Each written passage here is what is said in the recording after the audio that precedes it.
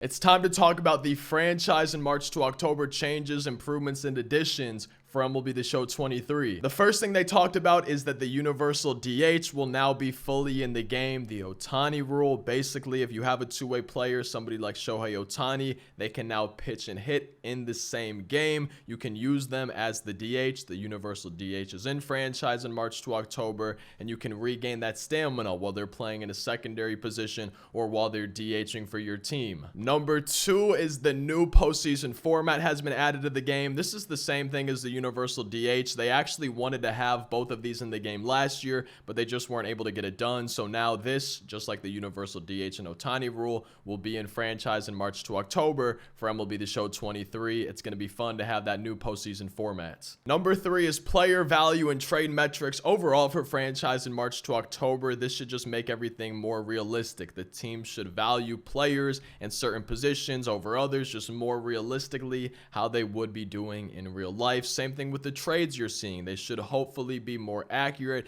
and make more sense. Should be something like you would actually see teams and their GMs making in real life. Number four is going to be the little things. They added new logic for trade deadlines, tiebreakers, and just overall for the minor leagues. They updated the competitive balance tax. They added minimum salaries, a new draft lottery. The top 50 prospects are now ranked. Market sizes are more realistic. So just overall, there's a lot of little things that should make franchise smooth and just overall make more sense. And this includes being able to access the transactions page during playoffs and the off seasons instead of just the regular season. Number five is the new prospect generation logic. They wanted realistic draft classes as well as distribution of players. Now the players are broken down by the class they're in, whether it's high school seniors, junior college players, juniors in college, seniors in college, even undrafted players can be showing up on your draft board from previous years. But overall, the draft classes should be a lot younger. They mentioned, I think, over 90% of your draft classes should be 18 and 19-year-old prospects. Number six is new diamond in the rough and bust logic. Now top picks could actually end up being busts, or super low picks could end up being superstars. So you're going to see stuff that happens in real life,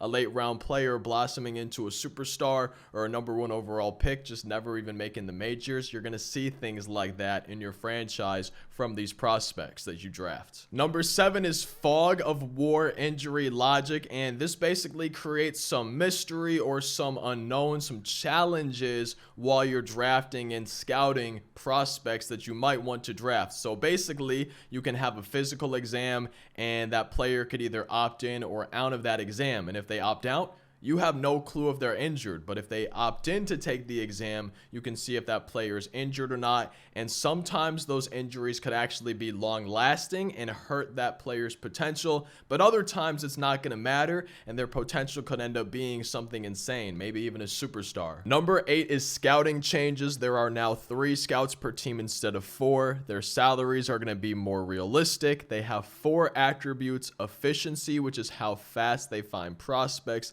discovery, which is how good the players they discover are, and then they have position player and pitcher attributes, which will determine how accurate their reports are for those specific positions if they're scouting those. Scout assignments are now going to be weekly instead of daily, and you have 14 weeks from the start of the season until the draft to scout prospects for your team to potentially draft. Your scouts reports will not always be accurate, and you'll actually notice differences in scouting reports from different teams for the same prospects, and this is why those attributes for your scouts are actually going to matter and will help improve the accuracy or even hurt the accuracy of their scouting reports. Overall, we have a new scouting big board screen, and this is just going to show you a ton of useful information such as your team's draft picks, your team's signing bonus allotment, their positional needs, the positional rankings for your team, the players that you're scouting, and then mini cards with a lot of useful information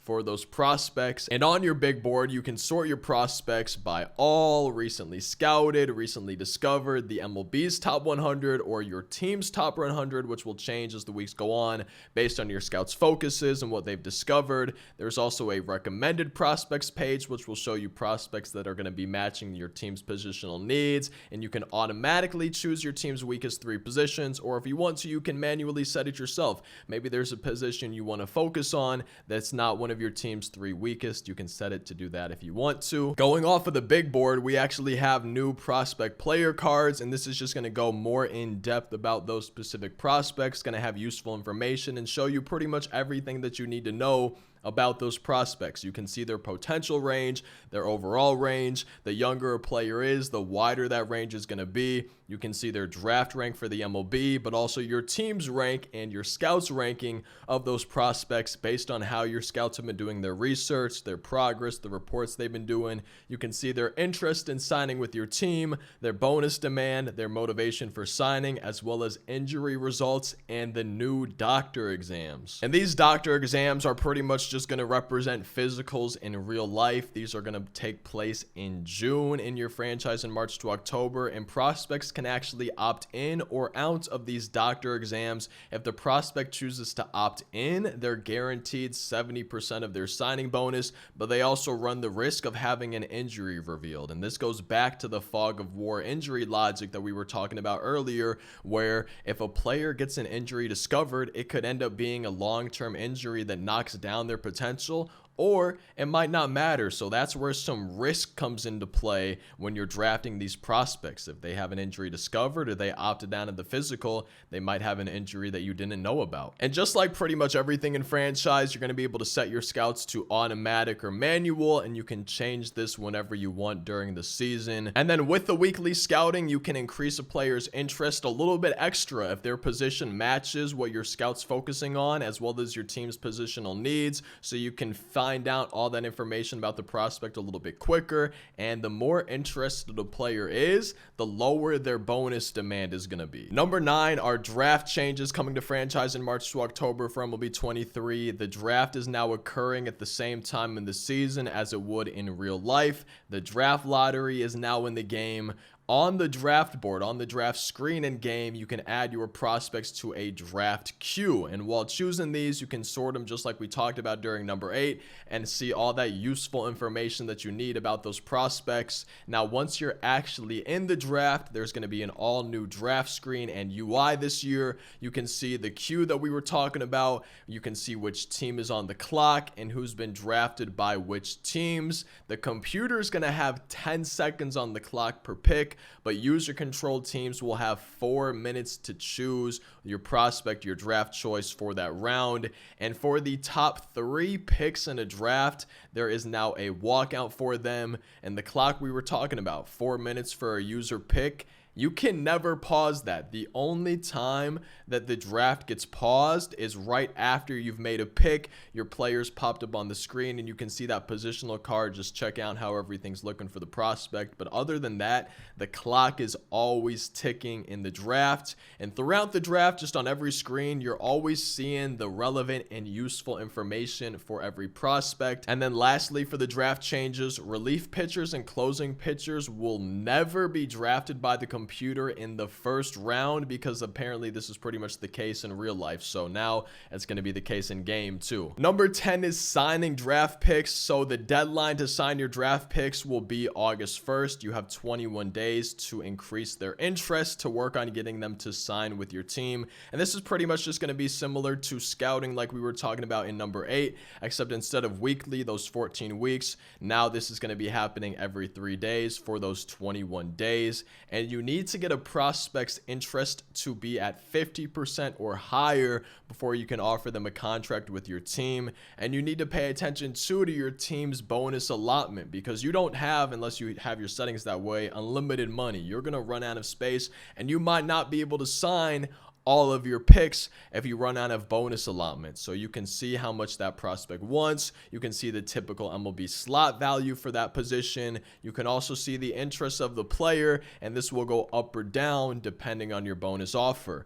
But the higher the interest is for that player, the lower their bonus will need to be to sign with your team. And once that August 1st deadline rolls around, you'll be able to see the actual potential of those prospects compared to the rank range that your scouts had him at. And this is where that injury risk we've been talking about comes into play, because you might see a player's potential way lower than you were hoping, or maybe you took a risk on an injured player and the potential actually ended up being way higher. The injury ended up not being a long-term one. So this is where those doctor exams come into play, and you can see that true potential versus the range for all 30 teams, not just your own. So this was my summary of their feature premiere for everything coming to franchise in March to October in MLB 23. Any clarifications or questions you might have, leave them in the comment section. Hopefully somebody or myself might be able to reply and offer some insight or answer any questions that you might have. We upload daily on the channel, so plenty of content for y'all to choose from.